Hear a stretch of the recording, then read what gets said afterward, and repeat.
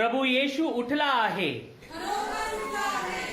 प्रभू येशू उठला आहे. प्रभू येशू उठला आहे. शालोम प्रियांनो, पुनरुत्थान दिनाच्या सर्वांना हार्दिक शुभेच्छा. स्लोगन ऐकलीत ना? तुम्ही घोषणा दिल्यात ना? प्रभू उठला आहे, खरोखर उठला आहे. हा आनंद किती वेगळा आहे ना. ही आशा किती वेगळी आहे. हा विश्वास किती वेगळा आहे. जर प्रभू उठला नसता तर आज आपण इथे नसतो. परंतु प्रभू उठला आहे आणि त्या विश्वासात आपण एकत्र झालेलो आहोत. चला तर प्रभूची प्रार्थना करूया आणि ही सभा त्याच्या हातात देऊया. प्रभू परमेश्वरा, पुनरुत्थित देवा, आम्ही तुझी उपकार स्तुती करत तुझ्या सानिध्यामध्ये येतो आणि सर्व मान महिमा गौरव तुला देतो. प्रभू देवा, किती महान कार्य तू आमच्या जीवनात केलेलं आहेस, आमच्यासाठी केलेलं आहेस. प्रभू येशू, तू वधस्तंभावर गेलास, आमच्यासाठी दुःख सोसलंस, मरण सोसलंस, त्यातून तू पार गेलास, पुनरुत्थित झालास आणि आम्हाला नवीन जीवन दिलंस. तुझ्या या अगाध प्रेमाबद्दल आम्ही तुझे ऋणी आहोत. आणि प्रभुदेवा, आम्ही तुझ्या या प्रेमाला पात्र राहावं आणि तुझं अनुसरण करावं म्हणून तू आमचं सहाय्य कर. प्रभुदेवा, आजची आराधना तुझ्या गौरवाची असू दे. या आराधनेमधून तू उंचावला जाऊ दे आणि प्रभुदेवा, आम्हाला तुझा आशीर्वाद मिळू दे. ही प्रार्थना येशू आमचा तरणारा त्याच्या नावानं करतो. आमेन. प्रियांनो, आज या पुनरुत्थान दिनाविषयी आपण बरंच काही ऐकणार आहोत. परंतु चला सुरुवातीला आपण प्रभूची स्तुती करूया. आज शरीना आणि डॉरथी अमेरिकेहून एक सुंदर इंग्रजी गाणं घेऊन आपल्यामध्ये उपस्थित आहेत. चला त्यांचं गाणं ऐकूया.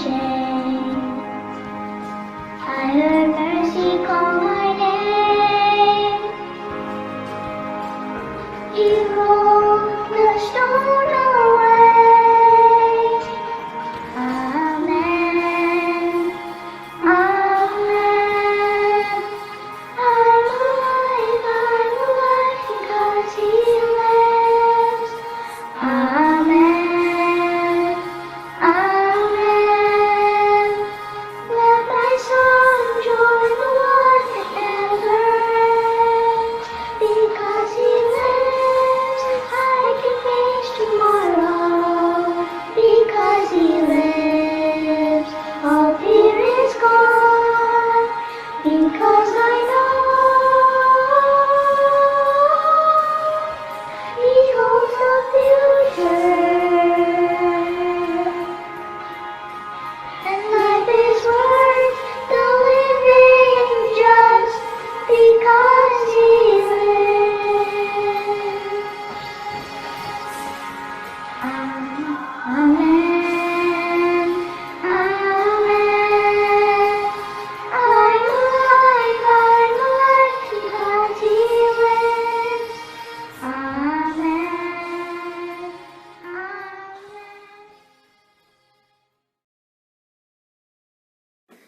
Jesus is risen. Indeed he is risen. Jesus is risen. Indeed he is risen. शरीना आणि डॉर्थी, तुम्ही हे सुंदर गाणं सादर केलं, तुमचे मनापासून आभार. यावेळेस आणखीन एक गीत ऐकूया, आणि हे गीत साताऱ्याहून संजीवनी, अपर्णा आणि शरद गायकवाड सादर करत आहेत.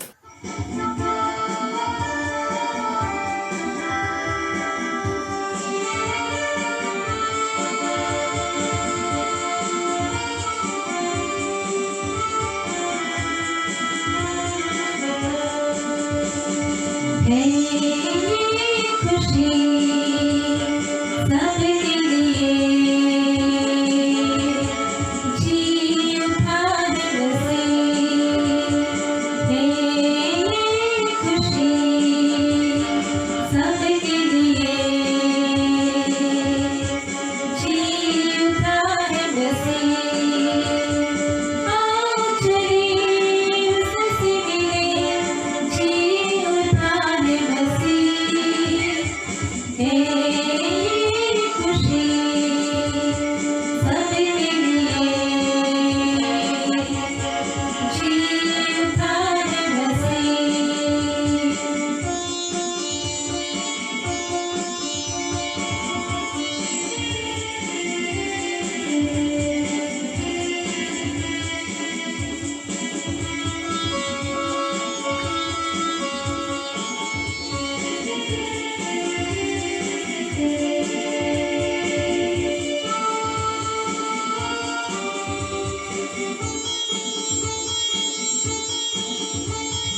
रखी न सकेगा प्रभु अपने बंधन में जिसे रोक न सका इंसाफी फिर जीते से तीसरे दिन की सुबह जो देखा तीसरे दिन की सुबह जो देखा जी उठा नसीब है खुशी सबके लिए जी उठाए बसे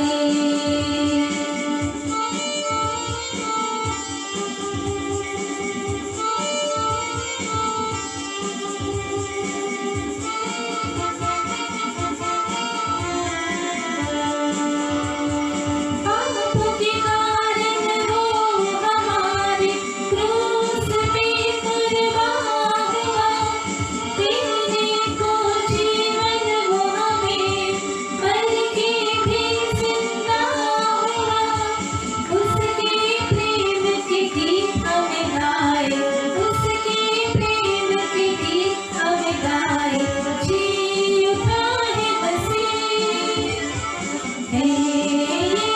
खुशी सबके लिए जी उठान बसे आओ चलिए उससे मिले जी उठान बसे खुशी सबके लिए जी उठान बसे जी उठान बसे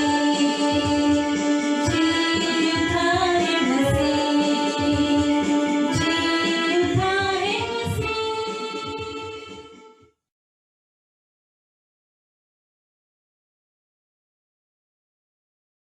प्रभू उठला आहे, खरोखर उठला आहे. प्रभू उठला आहे, खरोखर उठला आहे. प्रभू उठला आहे. खरोखर उठला आहे. संजीवनी ताई, अपर्णा आणि शरद दादा, तुमचे मनापासून आभार. चला तर मंडळी, आता आपण देवाचं वचन वाचूया.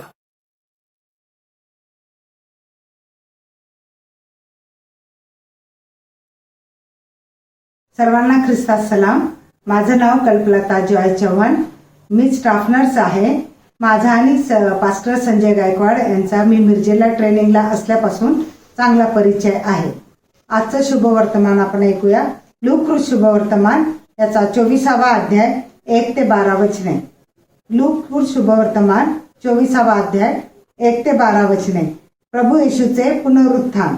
मग आठवड्याच्या पहिल्या दिवशी मोठ्या पहाटेस आपण तयार केलेली सुगंधी द्रव्ये घेऊन त्या कबरेजवळ आल्या. तो कबरेवरून 2 लोटलेली आहे असे त्यांना आढळले. त्या आत गेल्यावर त्यांना प्रभू येशूचे शरीर सापडले नाही.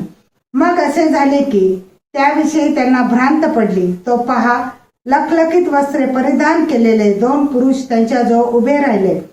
तेव्हा भयभीत होऊन त्यांनी आपली तोंडे जमिनीकडे केली असता ते त्यांना म्हणाले, तुम्ही जिवंताचा शोध मेलेल्यामध्ये का करता?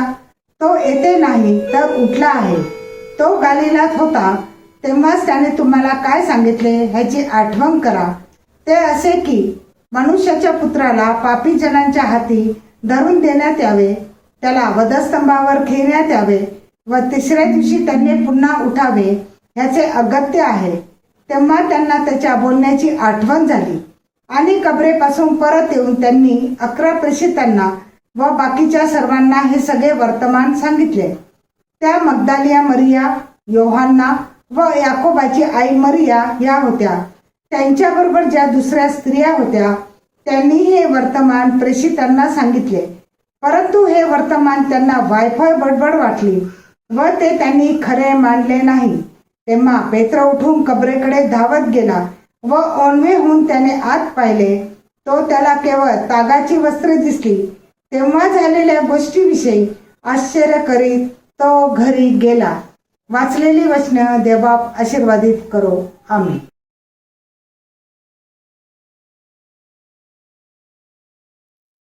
कल्पलताताई, हे सुंदर वचन तुम्ही वाचलत याबद्दल तुमचे मनापासून आभार. प्रियानो, ह्यावेळेस आपण आणखीन एक गीत ऐकणार आहोत आणि हे गीत आपल्यासाठी सादर करत आहेत अमेरिकेहून दीपक, स्मिता, शरीना आणि डॉरथी.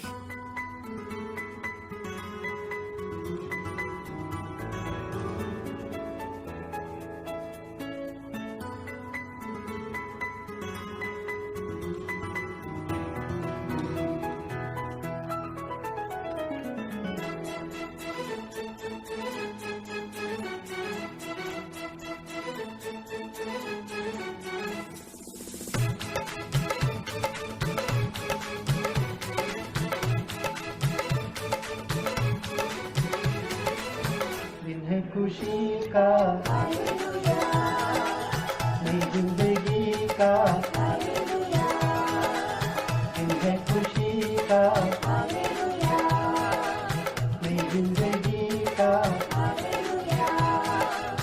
जिंदा हुआ है मेरा खुदा है, जिंदा हुआ है मेरा खुदा है, मेरा खुदा है, मेरा खुदा है, दिन है खुशी का, नई जिंदगी का,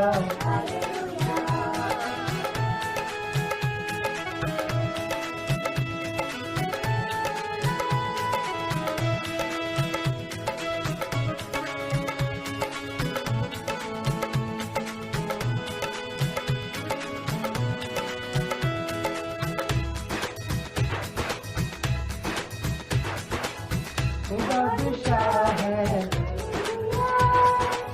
सबका राजा है,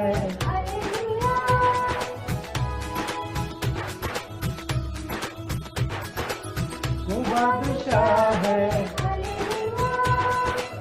सबका राजा है. कैसी हो आफत, कैसी मुसीबत, कैसी हो आफत, कैसी मुसीबत, मेरी पता है,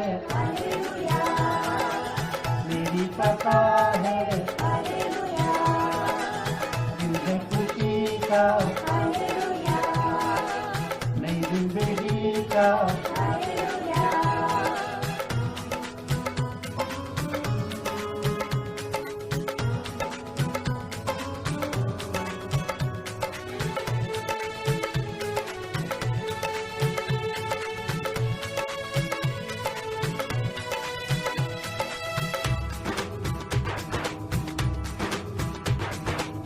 कब्र पे जाके सबने देखा, मरियम ने देखा, हमने देखा.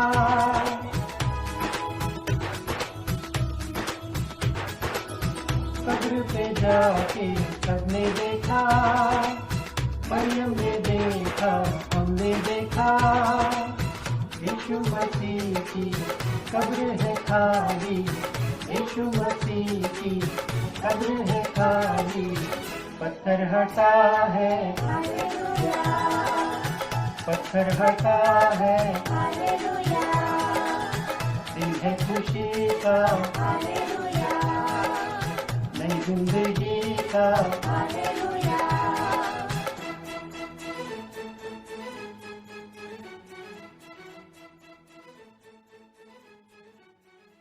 दीपक, स्मिता, शरीना, डॉर्थी, तुम्ही हे सुंदर गाणं गायलं. तुमचे मनापासून आभार. आता वेळ झाली आहे देवाचा संदेश ऐकण्याची. आणि देवाचा संदेश आपल्यापर्यंत आणत आहेत आपल्या सगळ्यांचे आवडते देवाचे सेवक रेव्हरंड संजय डेव्हिड गायकवाड.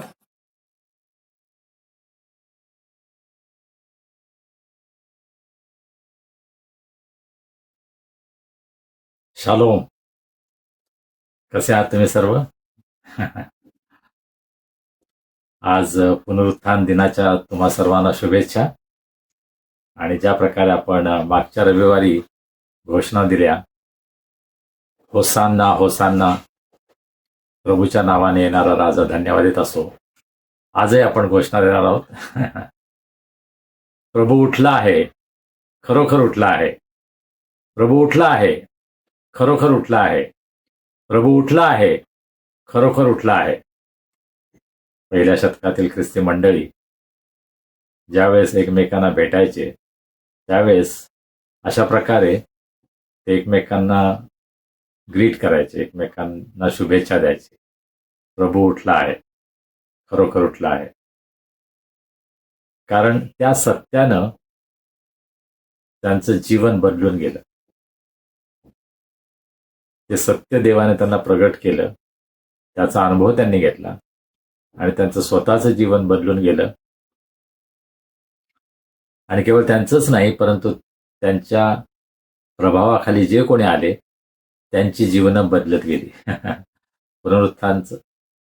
पुनरुत्थानाचं सामर्थ्य शिष्यांच्या जीवनामधून इतरांना प्रगट झालं. आणि तेच सत्य आज सुद्धा खरं आहे. प्रभू येशू ख्रिस्त हा मेलेल्यातून पुन्हा उठला आहे. तो पुनरुत्थित ख्रिस्त आहे. तो विजयी ख्रिस्त आहे. आणि त्याची घोषणा केवळ पुनरुत्थान दिनाच्या निमित्त नाही, परंतु दररोज आपल्या जीवनामध्ये आपण देणं आवश्यक आहे. अर्थात प्रत्येक रविवारी ज्यावेळेस मंडळी प्रभूची भक्ती आणि आराधना करण्यासाठी प्रभूच्या मेजासभोवती एकत्र येते, त्यावेळेस ती प्रभूच्या मरणाची आणि त्याच्या पुन्हा उठण्याची घोषणा करते. ज्या प्रकारे करिंथकरास पत्रामध्ये 11व्या अध्यायामध्ये पौल सांगतो, त्याप्रमाणे ते सत्य नाही का, की प्रत्येक वेळेस जेव्हा आम्ही एकत्र येतो त्यावेळेस खरं म्हणजे ही जगाला साक्ष आहे.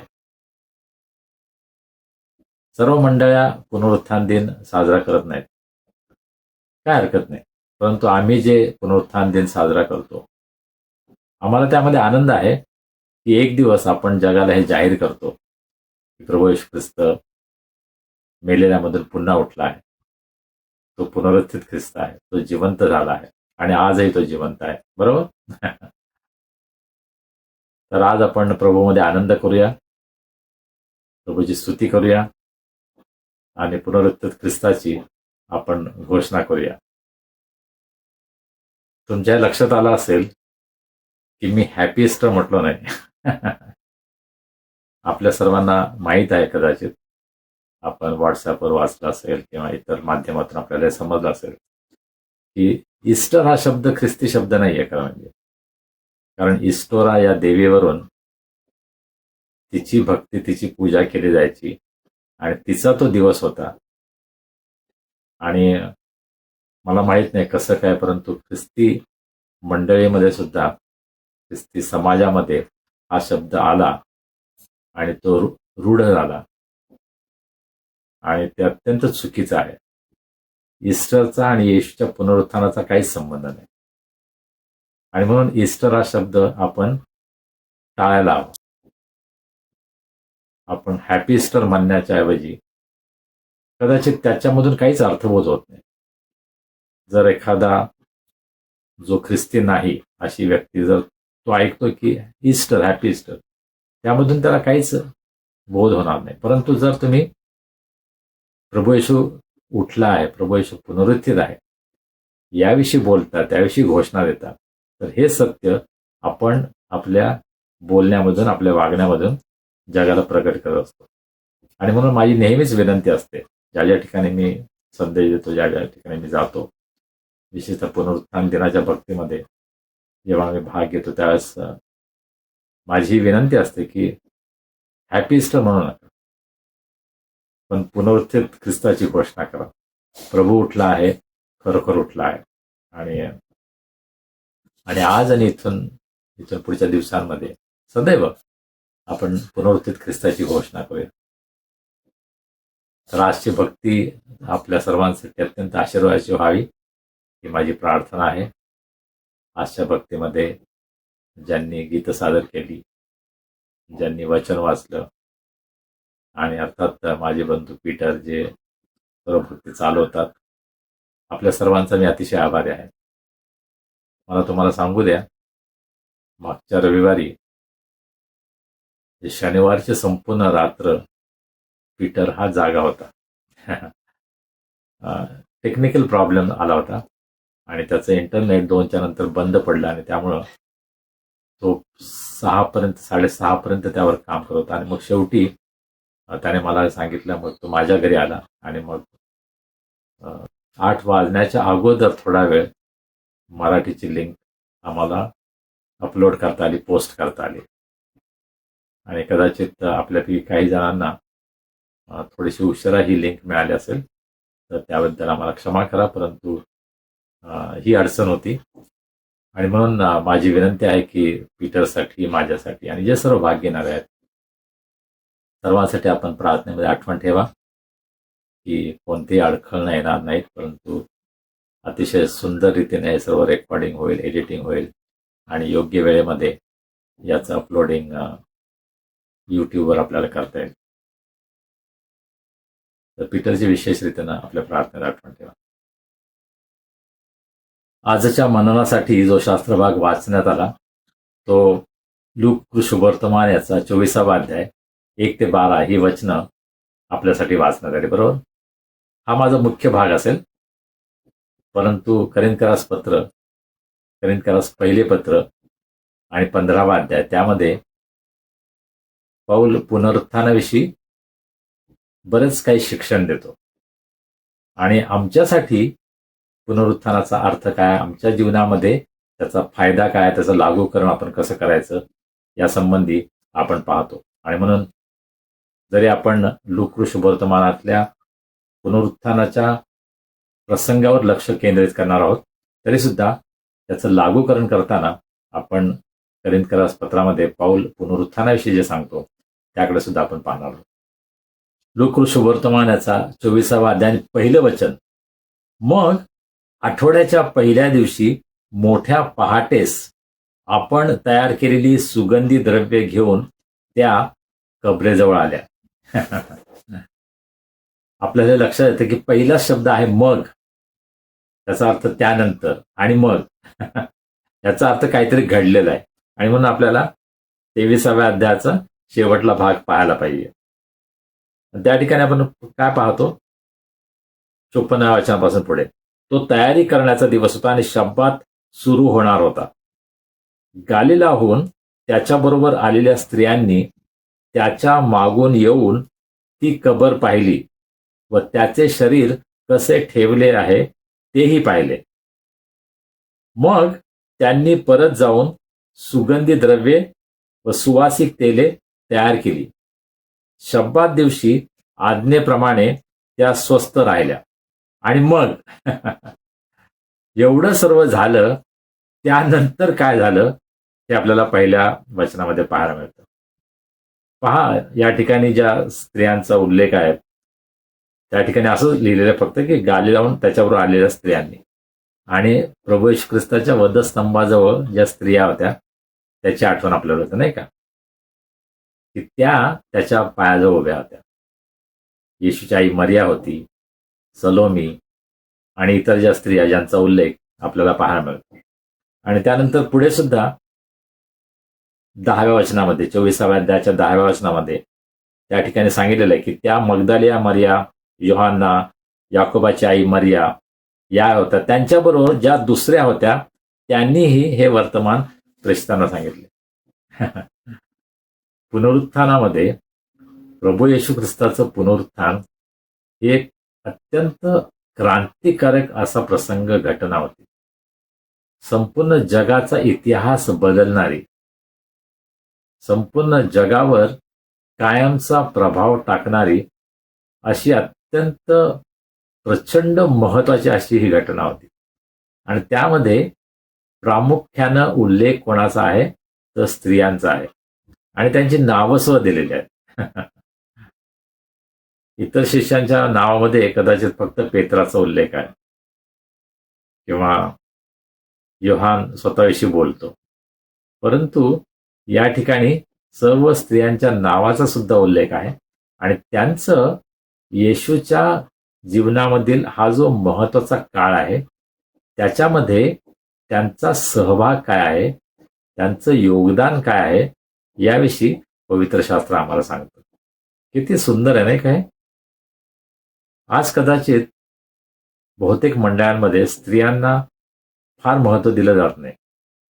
हो, काही मंडळांमध्ये कदाचित स्त्रिया पाळक असतील, काही ठिकाणी त्या संदेश देतात, परंतु सर्वसाधारणपणे जे चित्र आहे ते म्हणजे स्त्रियांची सेवा ही दुर्लक्षित सेवा असते पुष्कळदा. येशूच्या सेवेमध्ये स्त्रियांचा सहभाग याविषयीचं जे सुंदर चित्र आपल्याला पवित्र शास्त्रामध्ये पाहायला मिळतं ते या ठिकाणी आपल्याला आढळतं की प्रभू येशू ख्रिस्त ज्यावेळेस वधस्तंभावर होता, खिळलेला होता, त्यावेळेस या अत्यंत भयंकर प्रसंगामध्ये विश्वासूपणे त्याच्या जवळ असणाऱ्या या स्त्रिया होत्या. शिष्य पुरुष सर्व सोडून पळून गेले होते, भित्रे होते ते. फक्त योहान होता, सर्वात तरुण शिष्य योहान, जो कदाचित बुजरा होता, जो कदाचित भित्रा असेल, परंतु तो वधस्तंभाच्या पायाजवळ होता. आणि स्त्रिया होत्या. स्त्रियांना आपण कमी लेखू नये. होय, कदाचित त्यांना आपण पुढारी पण देणार नाही, कदाचित त्यांना आपण मंडळीमध्ये फार महत्वाचं स्थान देणार नाही, परंतु ख्रिस्ताच्या मंडळीमध्ये त्यांची सेवा किती मौल्यवान आहे हे आपण नेहमीच लक्षात घ्यायला हवं. आणि या ठिकाणी या स्त्रिया केवळ वधस्तंभाजवळ नव्हत्या, परंतु त्याच्या कबरेकडे गेल्या. त्या कबरेमध्ये येशूला कसं ठेवण्यात येत आहे याचं त्यांनी निरीक्षण केलं, ऑब्झर्वेशन केलं, व्यवस्थित रीतीनं त्यांनी ते पाहिलं. आणि मग परत गेल्यानंतर त्या रडत बसल्या नव्हत्या, शोक करत नव्हत्या, त्या निश्चितच दुःखामध्ये होत्या, शोकामध्ये होत्या, परंतु त्यांनी काम केलं. काय केलं? सुगंधी द्रव्य आणि सुवासिक तेले तयार केली. प्रभू येशू ख्रिस्ताच्या मृत्यूनंतर सुद्धा त्या प्रभूच्या सेवेमध्ये मग्न होत्या. प्रभूच्या मानवी शरीराची सेवा करण्यासाठी त्या मग्न होत्या. आणि आज प्रभूचं शरीर, त्याची मंडळी, त्याच्या सेवेमध्ये सुद्धा स्त्रियांचा सहभाग किती मौल्यवान आहे नाही का.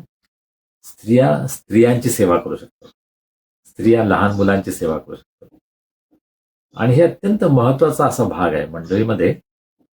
केवळ पुलपिटवर उभं राहून संदेश दिला म्हणजे सेवा होते, हा जो गैरसमज आपल्या लोकांमध्ये आहे, ख्रिस्ती लोकांमध्ये आहे. जोपर्यंत पुलपिटवरून संदेश देता येत नाही तोपर्यंत जणू काही सेवा होतच नाही. हे अत्यंत चुकीचं चित्र, चुकीचा विचार आज अनेक मंडळांमध्ये आहे. लहान मुलांमधली सेवा, महिलांमधील सेवा, कदाचित वृद्धांमधील सेवा, आजारी लोकांमधील सेवा, जे दुःखामध्ये, संकटामध्ये आहेत त्यांना त्यांचं सांत्वन करणं, त्यांना धीर देणं, ही जी सेवा आहे, कितीतरी वेगवेगळ्या प्रकारे मंडळीमध्ये सेवा करणं शक्य आहे. रविवारच्या अगोदर या स्त्रिया काहीतरी करत होत्या, त्या कामामध्ये मग्न होत्या आणि अशा प्रकारे पुनरुत्थान दिनाची त्या तयारी करत होत्या. त्यांना माहीत नव्हतं काय होणार आहे, परंतु प्रभू येशू ख्रिस्ताच्या शरीरासाठी त्या तयारी करत होत्या. आणि मग काय झालं? पहिलं वचन, मग आठवड्याच्या पहिल्या दिवशी मोठ्या पहाटेस आपण तयार केलेली सुगंधी द्रव्य घेऊन त्या कबरेजवळ आल्या. आठवड्याच्या पहिल्या दिवशी भल्या पहाटेस. खरं म्हणजे हा दिवस शब्बाता नंतरचा दिवस होता. त्याचा अर्थ त्यांना भरपूर कामं असतील. आठवड्याचा पहिला दिवस, संपूर्ण आठवड्याचं जे काही जबाबदाऱ्या आहेत, कामं आहेत, ते त्यांना पार पाडायचे आहेत. घरामध्ये राहणाऱ्या स्त्रीवर पुष्कळ जबाबदाऱ्या असतात. पुरुष कदाचित फक्त कामाला जातो, पैसे कमवतो किंवा इतर जबाबदाऱ्या सांभाळतो, परंतु संपूर्ण घराची जबाबदारी ही स्त्रीवर असते. आणि सकाळी उठल्यापासून ते रात्री झोपेपर्यंत तिच्या मनामध्ये फक्त एकच विचार असतो की माझ्या कुटुंबाची मला काळजी घ्यायची आहे. संपूर्ण तिचं जीवनाचा फोकस त्याच्यावर असतो की माझ्या कुटुंबाची काळजी मला घ्यायची, त्यांच्या अन्न पाण्याची, त्यांच्या इतर गरजा, या सर्व पूर्ण करण्यासाठी घरामधील स्त्री ही धडपडत असते. आणि आम्ही पुष्कळदा त्याकडे दुर्लक्ष करतो, नाही? आम्ही घरातील स्त्रीला गृहीत धरतो. ती जे काही करते त्यामध्ये काय विशेष असं करते, अशा प्रकारे आपण पुष्कळदा स्त्रियांकडे दुर्लक्ष करतो. परंतु या ठिकाणी पहा, या स्त्रिया आपली जी मूलभूत जबाबदारी आहे आपल्या कुटुंबाची काळजी घ्यायची, ते थोडा वेळ बाजूला ठेवतात आणि प्रभूच्या शरीराची काळजी घेण्यासाठी त्या भल्या पहाटेस जी सुगंधी द्रव्य त्यांनी तयार केलेली आहेत, त्यांना अतिशय काळजीपूर्वक यावं लागत असं, नाही का? सुगंधी द्रव्य म्हणजे मौल्यवान अशी गोष्ट आहे. सुगंधी द्रव्य घेऊन त्या शहराबाहेर ही जी कबर आहे, त्या कबरेमध्ये प्रभू येशू ख्रिस्ताला पुरण्यात आलं होतं. त्यांनी आदल्या दिवशीच हे सर्व पाहिलेलं आहे. शुक्रवारच्या संध्याकाळी त्यांनी सर्व काही रेकी केलेली आहे. शुक्रवारी त्यांनी प्रभू येशू ख्रिस्ताला ज्यावेळेस त्या कबरेमध्ये ठेवण्यात आलं त्यावेळेस त्याची पाहणी केली होती, सर्व अंदाज घेतला होता की आपल्याला पुन्हा या ठिकाणी यायचं आहे आणि या ठिकाणी आपल्याला काहीतरी काम करायचं आहे, त्याची तयारी त्यांनी केली. आणि आता भल्या पहाटेस, कदाचित अंधार असेल, परंतु त्यांनी ती जोखीम पत्करली. आणि या सर्व स्त्रिया, त्यांच्याबरोबर कोणी पुरुष आहे असं आपल्याला दिसत नाही. स्त्रिया या फार धाडसी असतात. कधी कधी आम्हाला असं वाटतं की स्त्रिया भित्र्या आहेत, त्यांना काय करता येत नाही. परंतु प्रभूच्या पुनरुत्थानाच्या दिवशी या स्त्रिया एकत्र आहेत, त्या अत्यंत जबाबदारीने काम करत आहेत आणि आपलं कर्तव्य पूर्ण करण्यासाठी प्रभूच्या शरीरासंबंधी त्यांची जी एक भावना आहे की आपल्याला हे काम करायचं आहे, त्याच्या शरीराला आपल्याला सुगंधी द्रव्य लावायचे आहेत, ती सर्व घेऊन अत्यंत तयारीनं त्या कबरेकडे आलेल्या आहेत. आणि त्या ठिकाणी आल्यानंतर त्यांना काही धक्के बसणार आहेत, किंवा एक धक्का नाही परंतु एकामागून एक धक्के बसणार आहेत. त्यांना माहीत नाही काय घडणार आहे. आज आपण जेव्हा वाचतो त्यावेळेस आपल्याला समजते काय काय झालं, परंतु कल्पना करा त्यावेळेस अत्यंत दुःखामध्ये आहेत, त्या शोकमग्न आहेत. प्रभूचं शरीर आता आपल्याला पाहायचं आहे, त्या शरीराला आपल्याला सुगंधी द्रव्य लावायचे आहेत. मला माहित नाही तुम्ही असं कधी केलंय का? मृत शरीराला तुम्ही अशा प्रकारचे सोपस्कार कधी केले? सहसा लोकांना मृत शरीर पाहायला सुद्धा आवडत नाही. परंतु पहा, या स्त्रिया जणू काही त्यांच्यावर ही जबाबदारी आहे की आपला हा प्रिय प्रभू आपल्यापासून गेलेला आहे, तो आता त्या कबरेमध्ये आहे आणि त्या शरीरावर जे काही सोपस्कार करायचे आहेत त्या काळच्या संस्कृतीप्रमाणे, त्या काळचं जे कल्चर आहे त्या कल्चरप्रमाणे त्यांच्या ज्या रूढी परंपरा आहेत त्या पूर्ण करण्यासाठी या स्त्रिया कबरेकडे जात आहेत आणि तयारीने जात आहेत. प्रभूसाठी त्या सुगंधी द्रव्य घेऊन जात आहेत. ख्रिस्ताच्या मृत शरीराला सुगंधी द्रव्य लावण्यासाठी अत्यंत तयारीनं या सर्व स्त्रिया कबरेमध्ये गेलेल्या आहेत. त्यांनी जणू काय फार मोठा धोका पत्करलाय, फार मोठं त्यांनी जबाबदारी स्वतःवर घेतलेली आहे. तिथे काय वाढवून ठेवलेलं आहे त्यांना माहीत नाही. त्यांच्या मनामध्ये हा प्रश्न नक्कीच होता की कबरेवरची धोंड, जो मोठा दगड आहे, तो आमच्यासाठी कोण बाजूला करेल. पहा, मला आश्चर्य वाटतं की त्यांना त्यावेळेला मदत करायला शिष्य किंवा दुसरे पुरुष का बरं आले नाहीत. मला माहित नाही त्यांनी विचारलं किंवा नाही, परंतु त्यांच्याबरोबर त्यांना मदत करायला एकही पुरुष नाहीये. या सर्व स्त्रिया स्वतः पुढारी पण घेतात. They are taking leadership. मंडळीच्या बाबतीमध्ये आज स्त्रिया पुढारी पण करण्यासाठी तयार आहेत. त्यावेळेस मी पुढारीपणाविषयी म्हणतो त्यावेळेस पुलपेट मिनिस्ट्री हा माझ्या डोक्यात विचार नाही. पुढारी पण याचा अर्थ लोकांना प्रभूची ओळख करून देण्यामध्ये पुढारी पण. जे असहाय्य आहेत, जे दुबळे आहेत, जे दुःखी आहेत, त्यांना धीर देण्यासाठी पुढारी पण. लीडरशिप टू मिनिस्टर, सेवा करण्यासाठी पुढारी पण करण्याची आज किती स्त्रियांची तयारी आहे. हो, स्टेजवर जायला सर्वांना आवडतं, आपलं नाव व्हावं, लोकांनी आपली वाहवा करावी, हे सर्वांना आवडतं, मला पण आवडतं. परंतु सेवा करण्याची तयारी किती जणांची आहे. आज मंडळीमध्ये अशा स्त्रिया आहेत का? तुम्ही आहात तसे की तुमची इच्छा आहे की मंडळीमध्ये ख्रिस्ताच्या शरीराची मी सेवा करावी. फार मोठं काम नाही, ख्रिस्ताच्या शरीराला सुगंधी द्रव्य लावण्यासाठी ते चालले होते. मृत शरीराची सेवा करण्यासाठी सुद्धा त्यांची तयारी होती. तर आज आम्हाला ख्रिस्ताच्या जिवंत शरीराची सेवा करण्यासाठी किती संधी आहे, नाही? आम्ही त्या संधीचा उपयोग करत आहोत. हा, मी तुम्हाला सांगितलं की त्यांना एका मागोमागे एक धक्के बसत होते. कमीत कमी 4 वेळेस त्यांना धक्के बसले. कुठले धक्के आहेत पहा. पहिली गोष्ट, दुसरं वचन, त्या कबरेवर आल्या, तो कबरेवरून धोंड लोटलेली आहे असे त्यांना आढळले. पहिला धक्का, जी प्रचंड मोठी धोंड आहे ती लोटलेली आहे. त्यांच्या समोरची मोठी समस्या दूर झाली होती. त्या तिथं पोहोचण्या अगोदरच त्यांची समस्या दूर झालेली आहे. पहा, या स्त्रियांचा विश्वास किती मोठा आहे. त्यांना फक्त एकच इच्छा होती, त्यांच्या मनामध्ये एकच गोष्ट आहे की ख्रिस्ताच्या शरीराला आम्हाला सुगंधी द्रव्य लावायचे. त्यांच्या मनामध्ये शंका होती की धोंड कोण काढेल आणि इतर गोष्टी, परंतु त्यांना विश्वास होता की आपल्याला हे करायचंच आहे.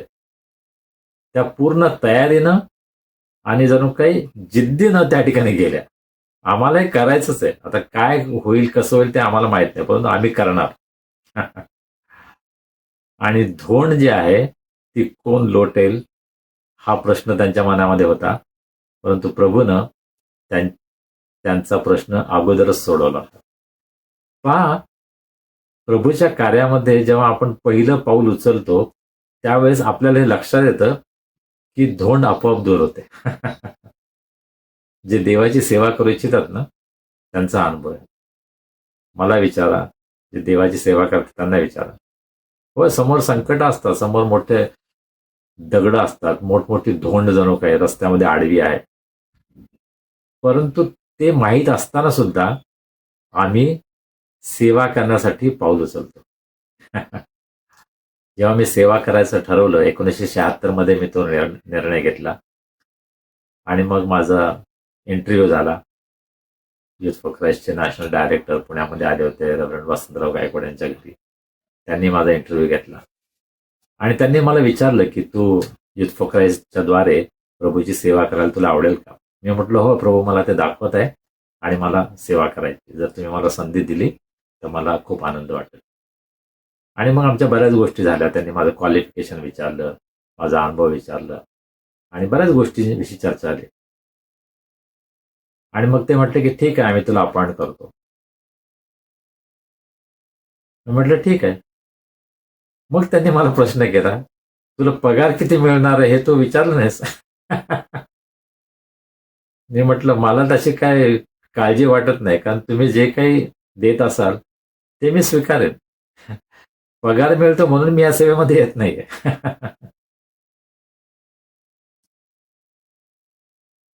आपल्यासमोर काय वाढून ठेवलेलं आहे याची काळजी आपण करत नाही. ज्यावेळेस आपलं ठरलेलं आहे की देवाची सेवा करायची, त्या समोर कोणतेही संकट असेल, कोणतेही अडचण असेल, कोणतेही मोठं दगड उभा असेल, तरी सुद्धा त्यामुळे आपण निराश होत नाही. बरेच लोक सेवेमध्ये येण्यामध्ये निराश होतात, कारण त्यांना संकट दिसतात. बापरे, माझ्या कुटुंबाचं कसं होईल आणि मला या पगारामध्ये माझं भागेल का वगैरे अनेक गोष्टी असतात नाही का. आणि ठीक आहे, म्हणजे ते स्वाभाविक आहे या सर्व गोष्टींची काळजी करणं. परंतु ज्यावेळेस आम्ही विश्वासानं पाऊल उचलतो त्यावेळेस आमच्या समोरची धोंड परमेश्वर दूर करतो. आणि देवाच्या खऱ्या सेवकांचा हा अनुभव आहे. मला कधी कधी वाईट वाटतं की काही जण देवाची सेवा करू इच्छितात, परंतु पगार किती मिळणार आहे, तो मला पुरेसा होणार आहे की नाही याच्यावर आधारित मग ते निर्णय घेतात की मला जर एवढा पगार मिळेल तर त्यामधून माझं भागेल का, माझ्या कुटुंबाचं भागेल का, याचं कॅल्क्युलेशन केल्यानंतर, त्याचा हिशोब केल्यानंतर मग ते म्हणतात की होय मी सेवा करेन.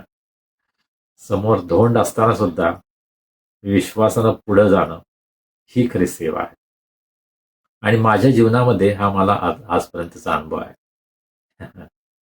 ज्यावेळेस मी UBS मध्ये माझा इंटरव्ह्यू झाला, डॉक्टर लीडरवेल UBSचे प्रिन्सिपल, त्यांनी माझा इंटरव्ह्यू घेतला आणि मग सर्व झाल्यानंतर ते म्हटले की ठीक आहे. आणखीन का इंटरेस्टिंग गोष्ट, मजेशीर गोष्ट, की मी ज्या ज्या ठिकाणी गेलो त्यावेळेस आधी मी त्या ठिकाणी काम करणार हे ठरलं आणि त्यानंतर मग मी ऍप्लिकेशन केलं. मी ऍप्लिकेशन केल्यानंतर माझं अपॉइंटमेंट झाली असं झालं नाही. आधी माझी अपॉइंटमेंट झाली, त्यानंतर फॉर्मॅलिटी म्हणून मी ऍप्लिकेशन केलं. डॉक्टर लीडरवेल म्हटलं की ठीक आहे, तू ऍप्लिकेशन कर आमच्या फॉर्मॅटमध्ये आणि मग तू कामावर जॉईन होऊ शकतोस. आणि मग शेवटी त्यांनी मला विचारलं, तुला पगार किती मिळणार आहे माहिती आहे का? म्हटलं काय मला काय त्याचं महत्व नाहीये. तुम्ही जो काही पगार देणार असाल तुमच्या नियमाप्रमाणे तुम्हाला मान्य आहे. तुम्ही इतका पगार देता म्हणून थोडीच मी जॉईन करणार आहे. मला सेवा करायची, मला जॉईन करायचं आहे म्हणून मी या ठिकाणी आलो आहे. तर अशा प्रकारे देवाच्या सेवकांचा अनुभव आहे की जे पगार मिळतो म्हणून सेवा करत नाही. मला किती मिळेल, मला काय फॅसिलिटी मिळेल. मला कधी कधी फार आश्चर्य वाटतं की काही जण सर्व गोष्टींची चौकशी करतात. मला पगार किती मिळेल, मग तिथे प्रॉव्हिडंट फंड आहे का, ग्रॅज्युएटी आहे का, मला हाऊस अलाउन्स मिळेल का, मला राहण्यासाठी घर मिळेल का, किंवा HRA मिळेल का, आणि बऱ्याच गोष्टी हे विचार करणारे देवावरचा आपला अविश्वास प्रकट करतात. ज्यांचा देवावर विश्वास आहे त्यांचा हा विश्वास असतो की देव माझी प्रत्येक गरज पूर्ण करेल.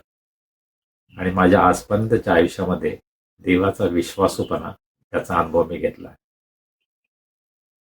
आणि संपूर्ण जगामध्ये जे जे देवाची सेवा प्रामाणिकपणे करतात त्यांचा हा अनुभव आहे की माझी मंडळी किंवा माझी संस्था ही माझा पगार देत नाही. औपचारिकरित्या होय, त्यांच्याकडून माझा पगार येतो, परंतु मला पुरवठा करणारा देव आहे. माझा पुरवठा करणारा जिवंत परमेश्वर आहे, ज्याच्यावर मी विश्वास ठेवला आहे. प्रभू येशू ख्रिस्त जो माझा तारणार आहे, तो माझा उत्तम मेंढपाळ आहे, तो माझी काळजी घेतो. हा माझा अनुभव. आज तुम्ही देवाची सेवा करता का? तुमचा अनुभव काय? तुम्ही आपल्या मंडळीवर, आपल्या संस्थेवर अवलंबून आहात की देवावर अवलंबून आहात की देव माझी प्रत्येक गरज पूर्ण करेल? आणि देव कधीही आमचा विश्वासघात करत नाही. तो कधी आमच्याशी अविश्वासू होत नाही. हो, आम्ही अविश्वासू असतो, परंतु देव कधीही आमच्या बरोबर अविश्वासू राहत नाही. तो विश्वासूपणे आमची प्रत्येक गरज पूर्ण करतो. देवाच्या चांगुलपणाचा, विश्वासूपणाचा आपण अनुभव घेऊ शकतो. आणि आज तुम्ही जर ऐकणाऱ्यांपैकी कोणी आहात की तुम्ही देवाची सेवा करण्याचा विचार करत आहात, मला तुम्हाला आव्हान करू द्या. देव विश्वासू आहे. तुम्ही विश्वासानं त्याची सेवा करण्याचा निर्णय घ्या आणि स्वतःला झोकून द्या. देव तुमची, तुमच्या कुटुंबाची अद्भुत रीतीनं काळजी घेईल. तुमची प्रत्येक गरज तो पूर्ण करेल. ती देवाची जबाबदारी, ते त्याच्यावर सोपवून द्या. तुम्ही त्याची काळजी करण्याची गरज नाही. पहिला धक्का, कबरेवरून धोंड लोटलेली आहे. दुसरा धक्का, तिसरं वचन, त्या आत गेल्यावर त्यांना प्रभू येशूचं शरीर सापडलं नाही. ज्या कामासाठी आल्यात तेच त्यांना काम करतायत. प्रभूच्या शरीराला सुगंधी द्रव्य लावण्यासाठी, मसाले लावण्यासाठी म्हणून त्या आल्या आणि तेच तिथं नाही. एवढ्या उत्साहानं बिचाऱ्या आल्या त्यांना सेवा, प्रभूच्या शरीराला आता मसाले लावायच्या, सुगंधी द्रव्य लावायचे, पण ते शरीरच नाही. किती किती त्यांना धक्का बसला असेल, किती निराश झाले असतील, किती दुःख झालं असेल. काय आहे, आम्ही प्रभूच्या शरीराला सुगंधी द्रव्य लावण्यासाठी आलो आणि ते शरीरच नाही. एक तर पहिला धक्का, किती धोंड लोटलेली आहे, आतमध्ये गेल्या तर शरीर नाहीये. आता करायचं काय? त्यांची जी इच्छा होती ती पूर्ण झाली नाही. प्रभूच्या शरीराला सुगंध द्रव्य लावताच आले नाही. पहा, तुम्हाला असं वाटतं की मी प्रभूची सेवा अशी करेन, तशी करेन, परंतु त्याची काय गॅरंटी नाही की तुम्ही म्हणाल त्या प्रकारे प्रभूची सेवा होईल. पहा, सेवेमध्ये येण्यासाठी अनेक तरुण तरुणी तयार असतात. त्यांची फार इच्छा, हो मला फार चांगलं गाता येतं म्हणून मी सेवा करेन, मला फार चांगलं प्रीचिंग करता येतं म्हणून मी सेवा करेन, मला हे करता येतं, मला ते करता येतं. तुम्हाला काय करता येतं हे महत्वाचं नाही, तुम्ही प्रभूशी समर्पित आहात का हे महत्वाचं. तुम्ही प्रभूसाठी उपलब्ध आहात का हे महत्वाचं. आम्ही काय करू शकतो हे महत्वाचं नसतं. हो, प्रभूपासून ते दान आहे. मला तुम्हाला सांगू द्या की ज्यावेळेस मी सेवेला सुरुवात केली त्यावेळेस मला संदेश देता येत नव्हता. मला अतिशय भीती वाटायची. त्याचा अर्थ मला संदेश देता येतो म्हणून मी सेवेमध्ये आलो नाही. परंतु मला सेवा करायची होती म्हणून मी सेवेमध्ये आलो. तुम्हाला चांगलं गाता येतं म्हणून सेवेमध्ये येऊ नका. तुम्हाला चांगलं हे करता येतं, ते करता येतं, होय ते चांगली गोष्ट आहे, परंतु ते प्रभूला समर्पित करा. ते प्रभूच्या हातामध्ये द्या आणि प्रभू त्याचा उपयोग त्याच्या इच्छेप्रमाणे, त्याच्या गौरवासाठी करेल. आमच्या इच्छेप्रमाणे, आमच्या योजनेप्रमाणे आम्ही प्रभूची सेवा नाही करू शकत. या स्त्रियांनी सुगंधी द्रव्य आणली होती प्रभूच्या शरीराला लावण्यासाठी, परंतु त्यांचे ते प्रयत्न फोल ठरले. त्यांना काही ते करता आलं नाही. पण आम्ही स्वतःच्या बुद्धीनं, स्वतःच्या शक्तीनं, स्वतःच्या इच्छेनं प्रभूची सेवा नाही करू शकत.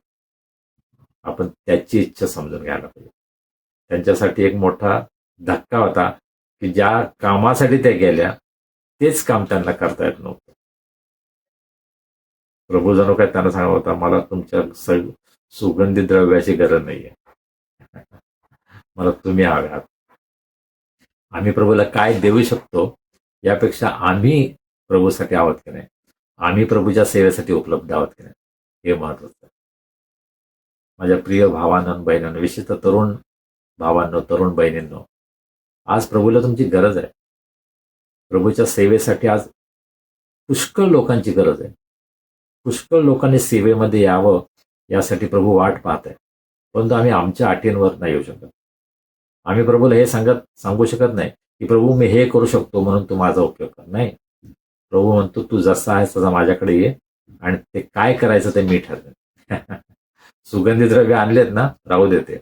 आता तुमच्यासाठी दुसऱ्या गोष्टी आहेत त्या तुम्हाला करायच्या. त्यांना शरीर त्या ठिकाणी सापडलं नाही. हो, आमच्या योजना पुष्कळ असतात, परंतु त्या योजनेप्रमाणेच देव कार्य करेल याची आम्हाला खात्री देता येणार नाही. देवाच्या योजना वेगळ्या आहेत. देव तुमचा उपयोग त्याच्या सेवेसाठी कसा करेल याची तुम्ही कल्पना सुद्धा करू शकणार नाही. पहा, आज या स्त्रियांची नावं पवित्र शास्त्रामध्ये आहेत. त्यांनी तो विचार सुद्धा केला नसेल. ज्यावेळेस मरियेनं प्रभू येशू ख्रिस्ताच्या पायावर ते सुगंधी द्रव्य ओतलं, त्यावेळेस तिने फक्त आपलं प्रेम प्रगट केलं. तिला माहित नव्हतं काय होणार आहे, परंतु प्रभू येशू ख्रिस्ताने काय सांगितलं, ज्या ज्या ठिकाणी सुवार्ता सांगितली जाईल त्या त्या ठिकाणी हिनं जे माझ्यासाठी केलं ते सुद्धा सांगितलं जाईल. पहा, प्रभूसाठी आम्ही जेव्हा एखादी गोष्ट मनोभावे अंतकरणापासून प्रामाणिकपणे करतो, त्यावेळेस आम्हाला याची काळजी करायची गरज नाही की माझी सेवा मान्य होईल की नाही. प्रभू ती सेवा मान्य तर करतोच, परंतु ती अजरामर करतो. ती संपूर्ण जगाला कळावी अशा प्रकारे तो योजना करतो. आणि प्रभू तुमच्या आणि माझ्या जीवनामध्ये काहीतरी अद्भुत करू इच्छितो. फक्त त्यासाठी आपलं संपूर्ण समर्पण त्याला असलं पाहिजे. आम्हाला जे काही करता येतं, जी काही दानं आम्हाला आहेत, ती चांगल्या गोष्टी आहेत, प्रभूपासून मिळालेले दान आहे, परंतु ते आम्हाला स्वतःच्या इच्छेने नाही वापरता येत. आम्हाला ते प्रभूच्या हातामध्ये सोपवावं लागतं. आणि प्रभूच्या इच्छेप्रमाणे, योजनेप्रमाणे प्रभू त्या दानांचा उपयोग त्याच्या गौरवासाठी करतो. आणि म्हणून आज आपलं समर्पण आपण प्रभूला करूया. आपण संपूर्णपणे स्वतःला त्याच्या अधीन करूया. आणि पहा, तो आपलं जीवन आपल्या हातामध्ये घेईल आणि अद्भुत रीतीने आमच्या जीवनाचा उपयोग त्याच्या गौरवासाठी करेल. तिसरा धक्का. 4थं वचन. मग असे झाले की त्याविषयी त्यांना भ्रांत पडली. तो पहा, लखलखीत वस्त्रे परिधान केलेले 2 पुरुष त्यांच्याजवळ उभे राहिले. तिसरा धक्का. लखलखीत वस्त्र परिधान केलेले 2 पुरुष. दुसऱ्या ठिकाणी देवदूत त्या ठिकाणी होते. एक उशाजवळ आणि एक पायाजवळ होता. अशा प्रकारे आपण पाहतो. या स्त्रिया जेव्हा त्या कबरेकडे जात होत्या, तेव्हा कबरेवरील धोंड आपल्यासाठी कोण लोटेल हा प्रश्न होता त्यांच्या मनामध्ये. आणि त्यांनी अपेक्षा केली की कदाचित काही पुरुष जर आले, काही चांगले बलवान धडधाकट असे पुरुष जर आले तर त्यांची आपल्याला मदत होईल. परंतु त्यांना 2 पुरुष दिसले जे अत्यंत दैदिप्यमान लखलखीत प्रकाशासारखे होते. साधे सुधे माणसं नाही दिसले, प्रत्यक्ष देवदूतच दिसले त्यांना.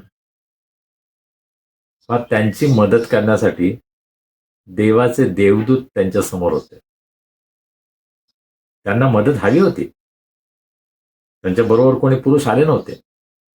आणि निश्चितच काही पुरुषांची त्यांना गरज होती की त्या कामामध्ये त्यांना मदत करावी. परंतु देवानं त्यांच्यासाठी अशी योजना केली की देवानं आपले देवदूतच पाठवले.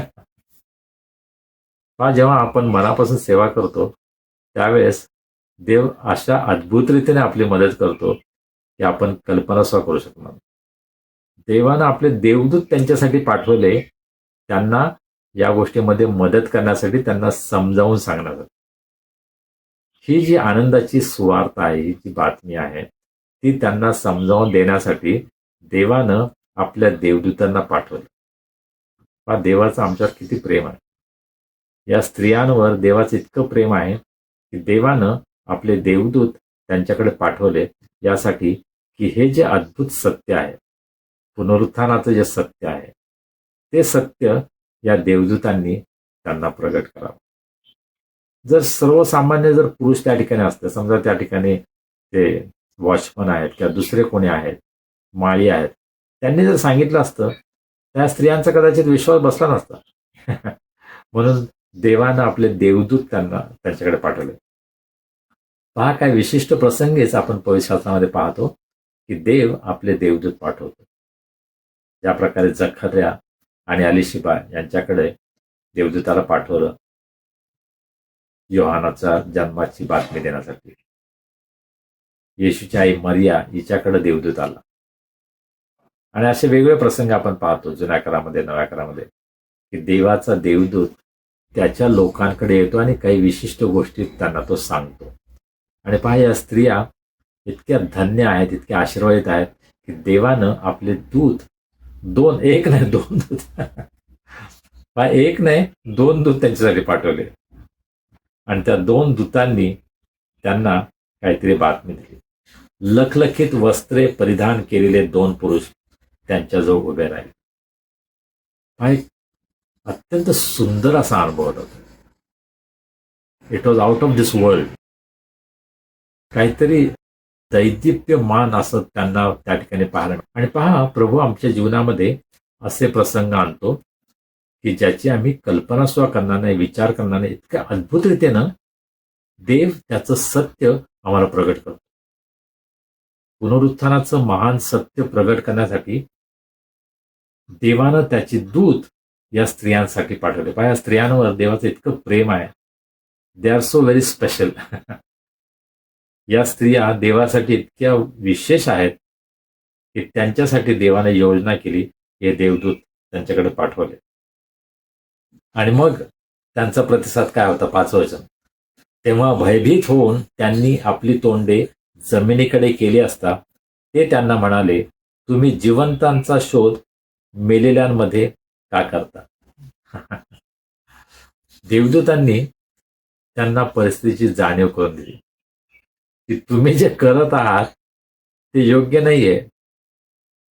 प्रभू येशू ख्रिस्त जेव्हा तुमच्याबरोबर होता तेव्हा त्यांनी तुम्हाला सांगितलं होतं की मी पुन्हा उठणार आहे, तो जिवंत आहे. आणि तुम्ही तर इथं मृत शरीराला मसाले लावण्यासाठी आला.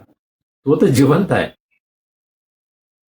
जिवंतांचा शोध तुम्ही मेलेल्यांमध्ये का करता? प्रभू येशू ख्रिस्त हा जिवंत आहे. आमचा देव हा सदैव जिवंत आहे.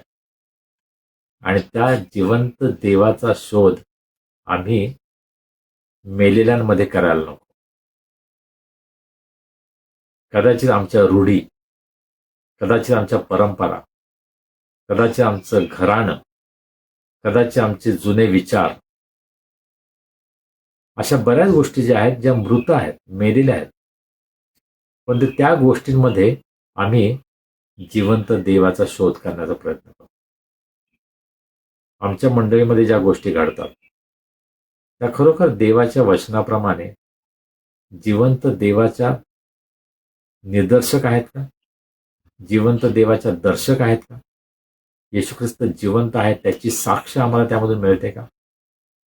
की कोणीतरी आम्हाला सांगितलं आमच्या मंडळीमध्ये हे घडत आहे म्हणून विचार करण्याची शक्ती बाजूला ठेवून आपण केवळ अंधविश्वासाने अशा गोष्टी करत आहोत का? जिवंताचा शोध आम्ही मेलेल्यामध्ये तर करत नाही. प्रभू येशू ख्रिस्त हा जिवंत आहे, तो मेलेला नाहीये. आणि म्हणून प्रभू येशू ख्रिस्ताचा शोध आम्ही देवाच्या जिवंत वचनामध्ये करायला हवा. मंडळीच्या रूढीमध्ये नाही, मंडळीच्या परंपरेमध्ये नाही, परंतु देवाचं वचन जे जिवंत आहे त्या जिवंत वचनामध्ये आपण जिवंत येशूचा शोध करायला पाहिजे. आमच्या वाडवडिलांनी सांगितलं, आमच्या घराण्यामध्ये हे चालू आहे म्हणून नाही. आमच्या ज्या प्रथा आहेत, आमच्या ज्या रूढी आहेत त्या कदाचित जुन्या आहेत, त्या मृत झालेल्या आहेत. कदाचित आमचा विश्वास पुष्कळ बिल्डिंगवर असतो जी मृत आहे. चर्चची जी इमारत आहे ती काही जिवंत नसते, ती मृत इमारत आहे. आमचा विश्वास त्या बिल्डिंगवर नसावा. आमचा विश्वास त्या बिल्डिंगमध्ये वास्तव्य करणाऱ्या जिवंत देवावर असावा. प्रभू येशू ख्रिस्त जो जिवंत आहे त्याचा शोध आपण घ्यायला हवा. तो आम्हाला कदाचित एखाद्या चर्चमध्ये भेटणार नाही, आम्हाला कदाचित आमच्या रूढीमध्ये सापडणार नाही, आमच्या परंपरेमध्ये सापडणार नाही, परंतु त्याच्या वचनामध्ये तो आम्हाला निश्चित सापडेल. जिवंत देवाचं जिवंत वचन जेव्हा आम्ही वाचतो तेव्हा जिवंत देव आम्हाला प्रगट होतो. पौल देवाचा शोध करत होता. आपल्या यहुदी परंपरेप्रमाणे, रूढीप्रमाणे तो अत्यंत आवेशी होता.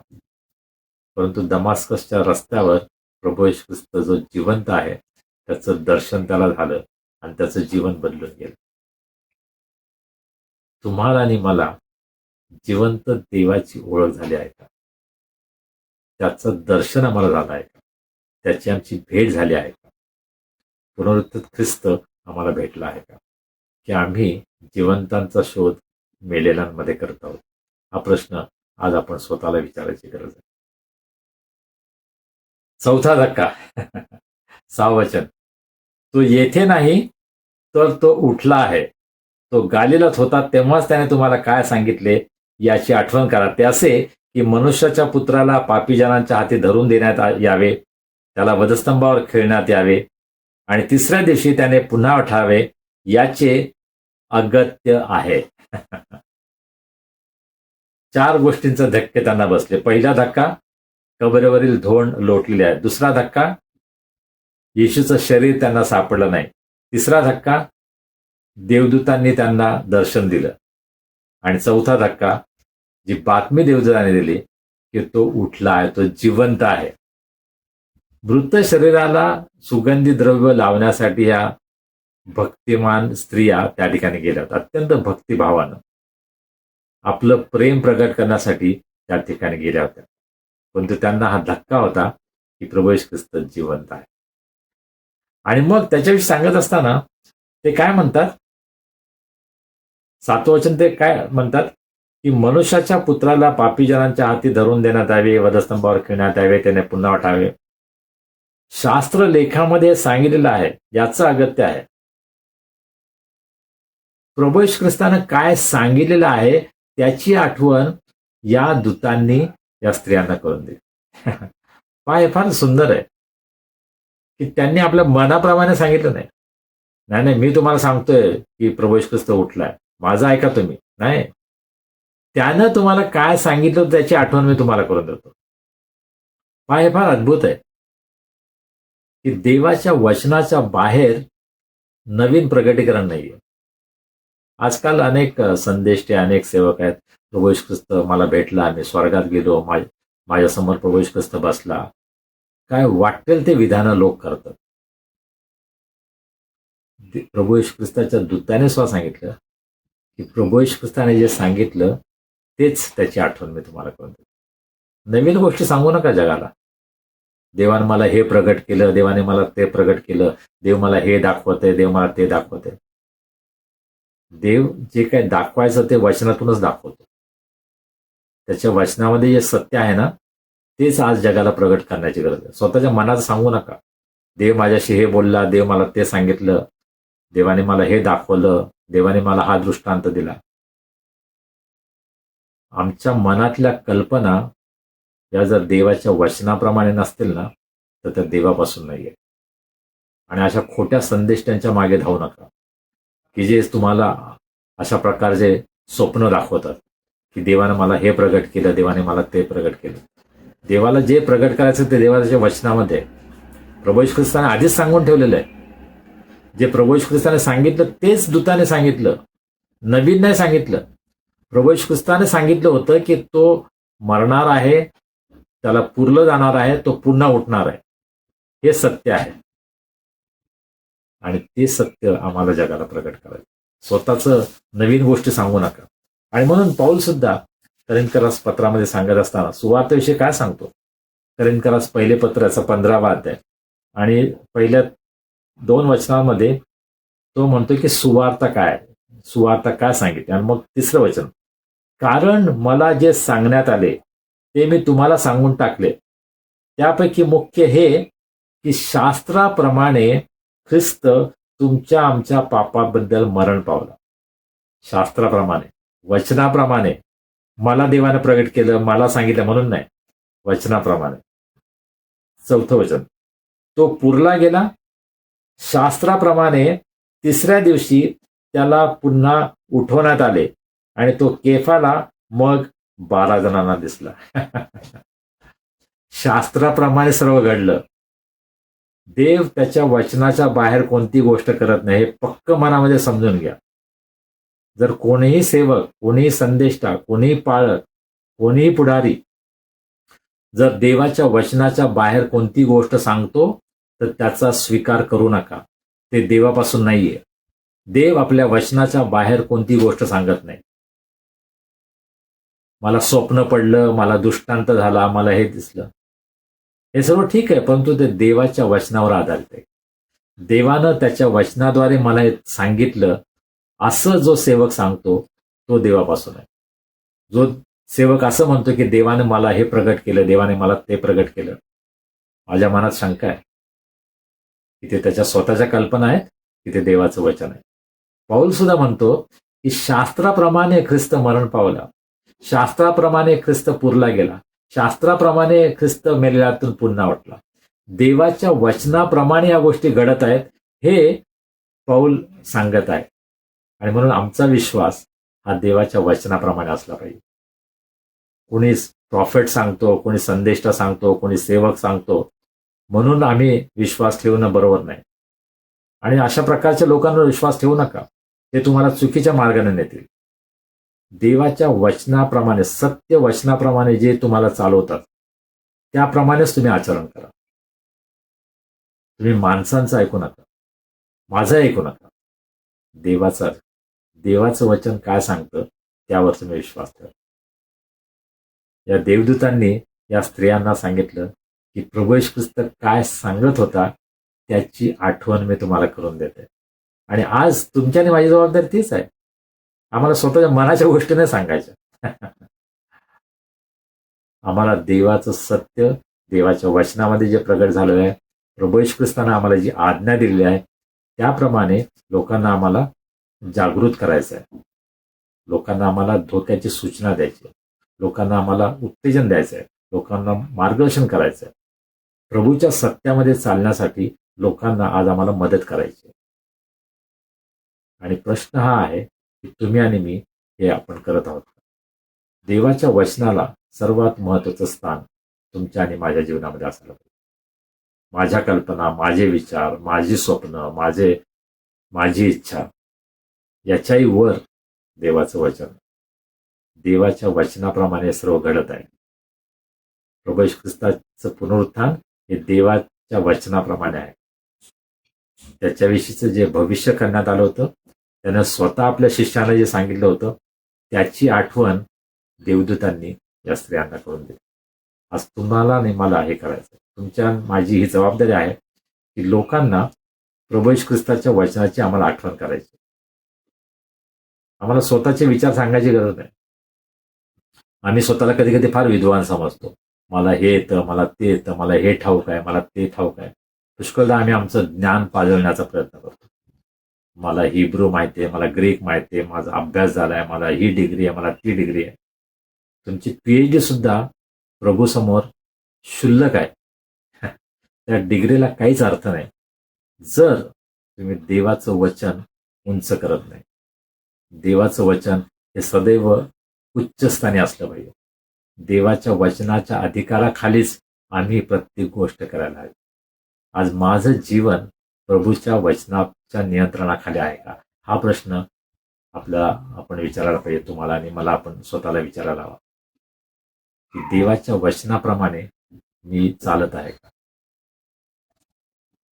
करिंथकरास पत्रामध्ये मंडळीला सांगत असताना पौल पुनरुत्थानाचा अर्थ सांगत असताना काही गोष्टी प्रगट करतो आणि त्या आपण समजून घेणं आवश्यक आहे. करिंथकरास पहिले पत्र 15 अध्याय 13 वचन.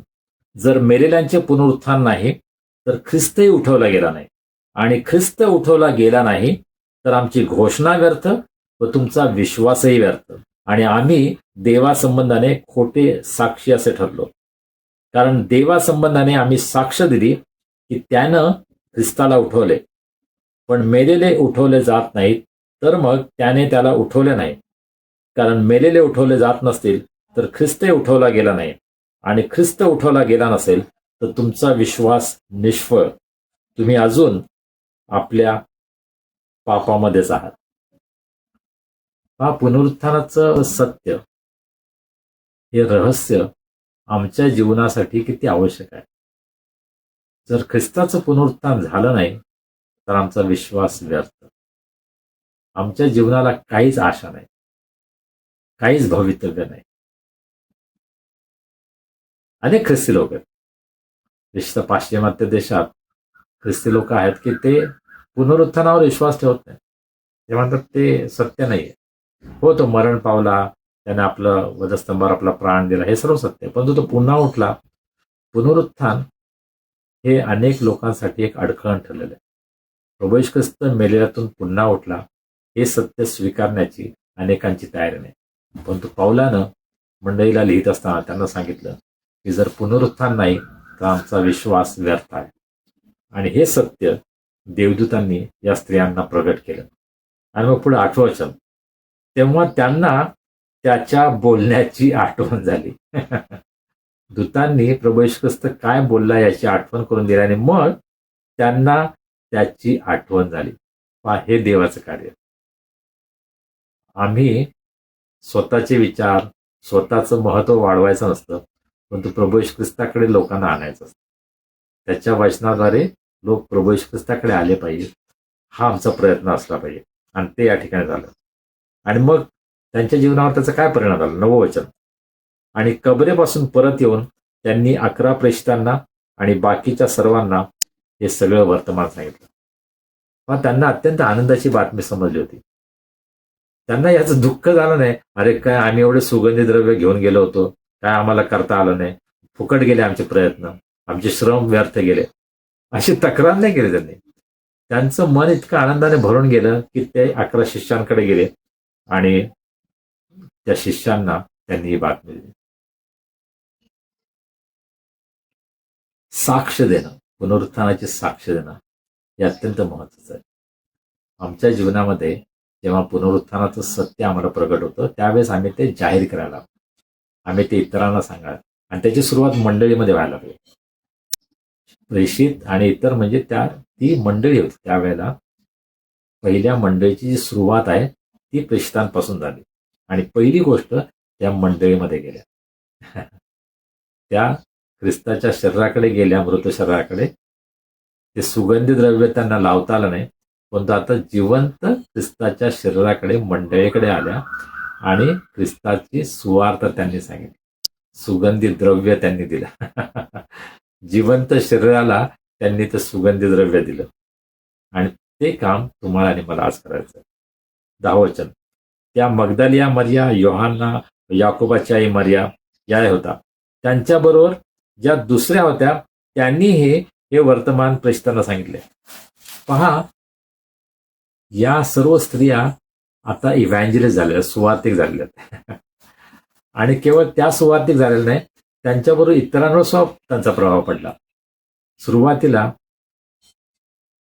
मरिया, सलोमी, येशूची मरिया यांनी ते सांगितलं, आणि त्यांच्यानंतर दुसऱ्या ज्या स्त्रिया होत्या त्यांनी पण त्याच गोष्टी सांगितल्या. पहा, त्यांच्या साक्ष देण्याचा परिणाम हा इतरांवर झाला. आणि जेव्हा एखादी स्त्री साक्ष देते ना, त्यावेळेस ती अनेकांचं जीवन प्रभावित करत असते. अनेक स्त्रियांच्या साक्षीमुळं अनेक इतर स्त्रियांवर परिणाम झालेले आहेत. त्या प्रभूच्या सेवेमध्ये आलेल्या आहेत.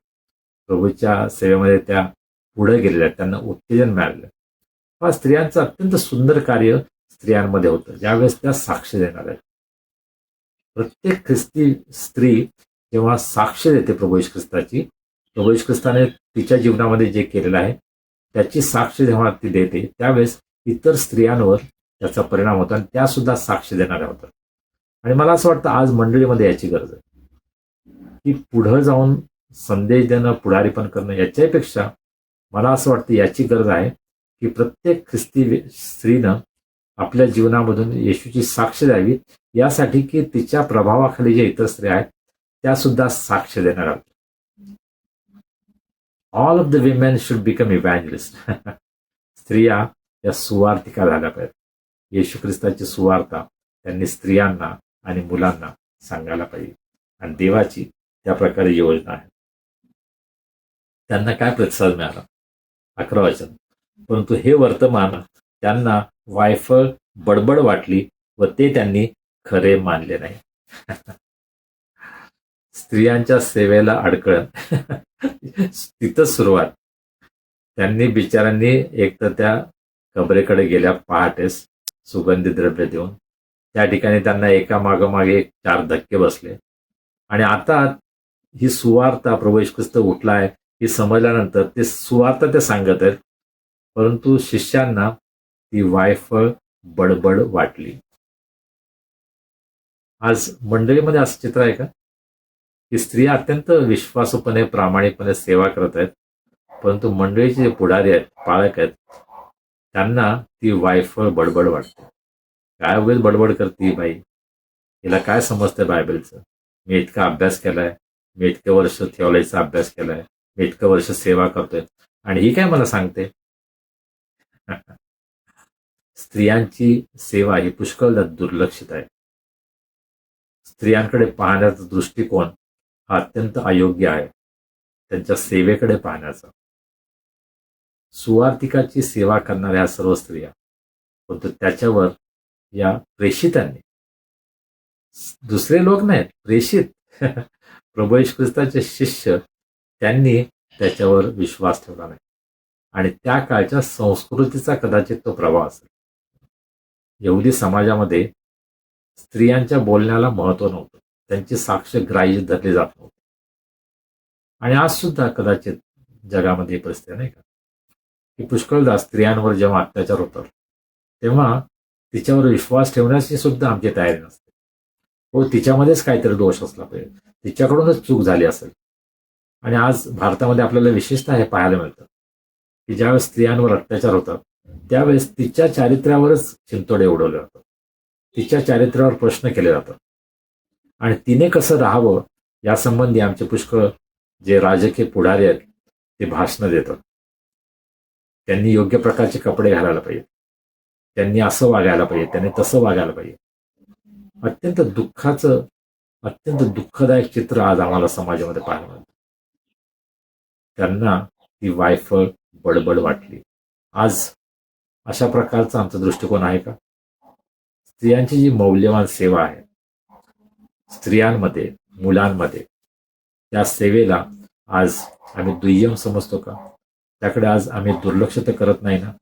मंडळीनं आज स्वतःचं जीवन तपासून पाहण्याची गरज आहे. आज स्त्रियांच्या सेवेला आमच्या मंडळीमध्ये काय महत्व आहे? हे शेवटलं वचन, 12 वचन जणू काय त्या ठिकाणी जोडण्यात आलेलं आहे.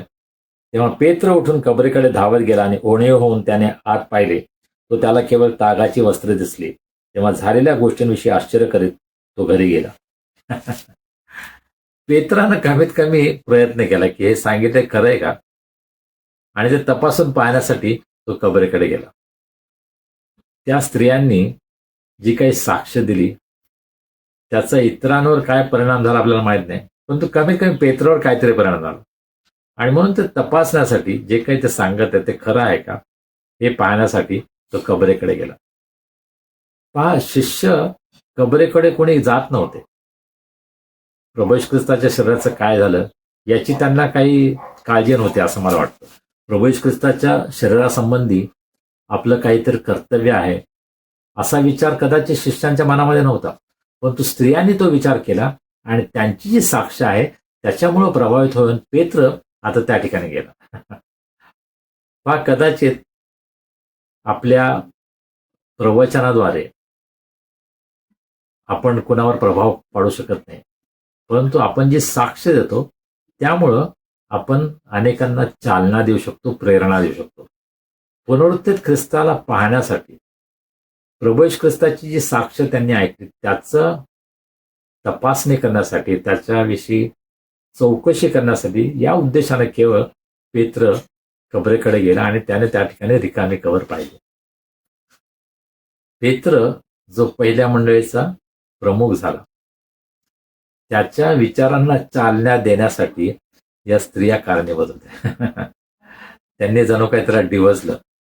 आम्ही तर विश्वास ठेवलाय, आम्हाला हा अनुभव आलाय की प्रभू येशू ख्रिस्त उठलाय, आणि कदाचित त्यामुळं त्याला मनामध्ये हा विचार आला की मला सुद्धा हे पाहण्याची गरज आहे, आणि तो स्वतः गेला. आम्हाला लोकांना कदाचित पटवून देता येणार नाही. प्रभू येशू ख्रिस्त पुन्हा उठलाय याविषयी आपण लोकांना कदाचित कन्व्हिन्स करू शकणार नाही, परंतु त्यांच्या मनामध्ये इच्छा आपण जागृत करू शकतो. त्यांचं मन कदाचित अस्वस्थ होईल अशा प्रकारे आपण त्यांना मदत करू शकतो. सत्य जाणून घेण्यासाठी कदाचित त्यांच्या मनामध्ये इच्छा निर्माण व्हावी, ही कदाचित एक ठिणगी पेटण्यासाठी आमची साक्ष महत्वाची ठरू शकते. आणि पहा, म्हणून साक्ष देणं महत्वाचं आहे.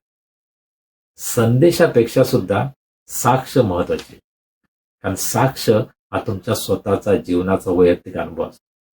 त्यांनी जे काही पाहिलं, जे काही ऐकलं, ते त्यांनी येऊन सांगितलं. त्यांनी कुठलं तत्वज्ञान सांगितलं नाही. त्यांनी मोठमोठी भाषणं दिली नाहीत.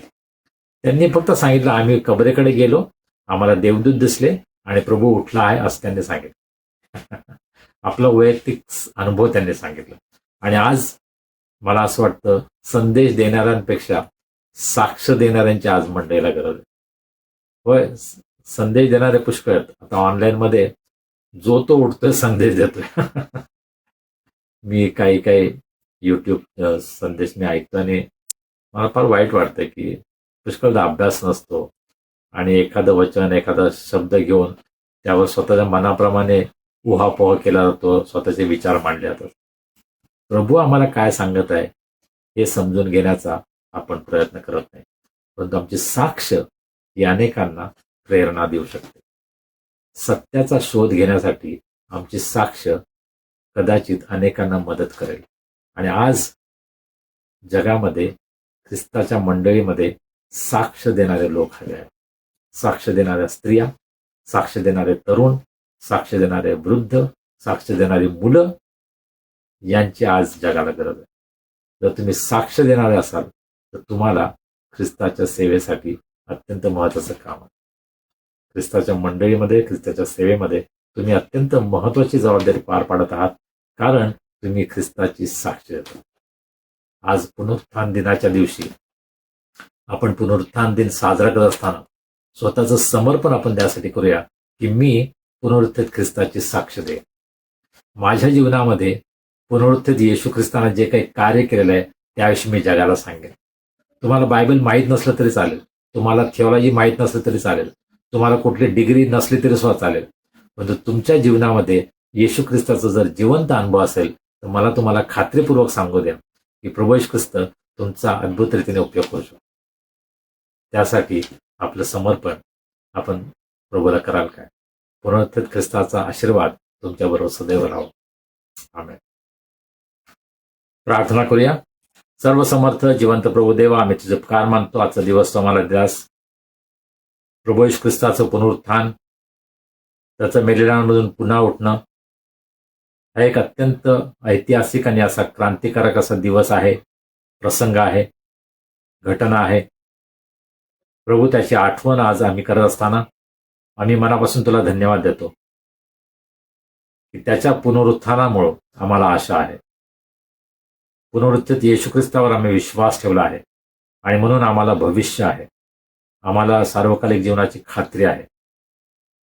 तो आम्हाला पुन्हा घेऊन येण्यासाठी येणार आहे यावर आमचा विश्वास आहे आणि त्यामध्ये आम्ही आनंद करतो. आज जी पुनरुत्थानाची आशा तो मला दिली आहेस त्याबद्दल आम्ही तुझे उपकार मानतो.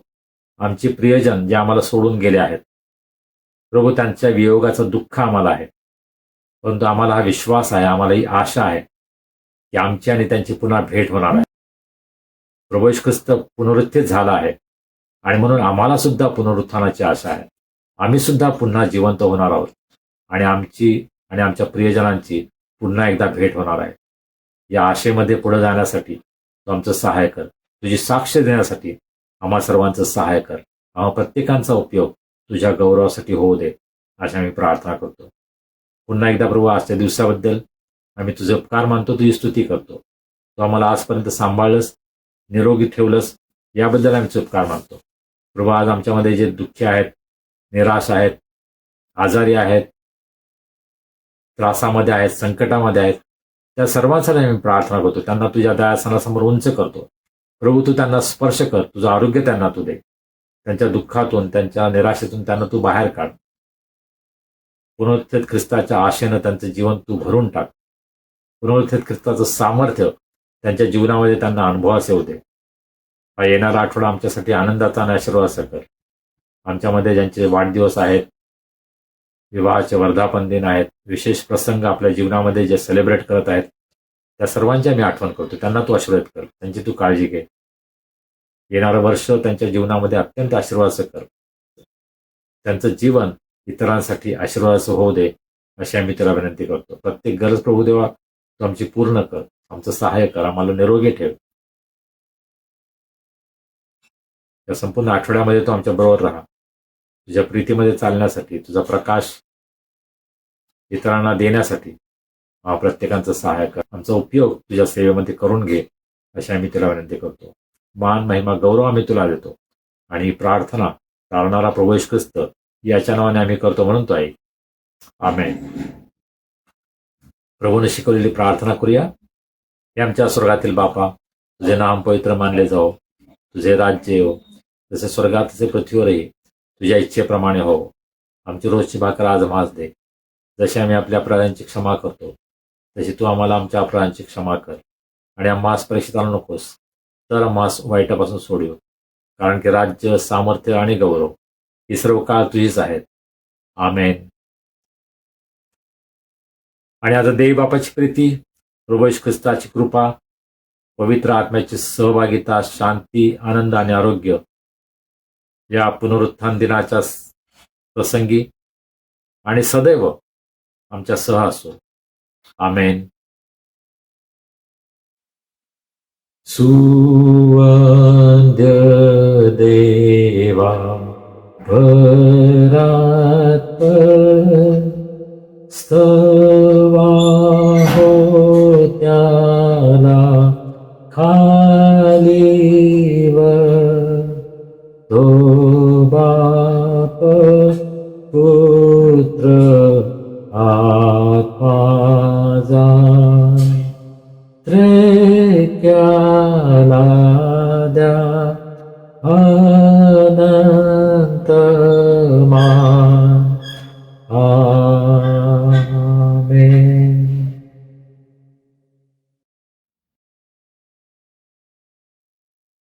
प्रियांनो, आजची उपासना तुम्हाला आशीर्वादाची ठरली आहे हा आमचा विश्वास आहे. आता रजा द्या, भेटूया पुढील रविवारी. परंतु प्रभू येशूच्या पुनरुत्थानाची घोषणा द्यायला विसरू नका. शालोम.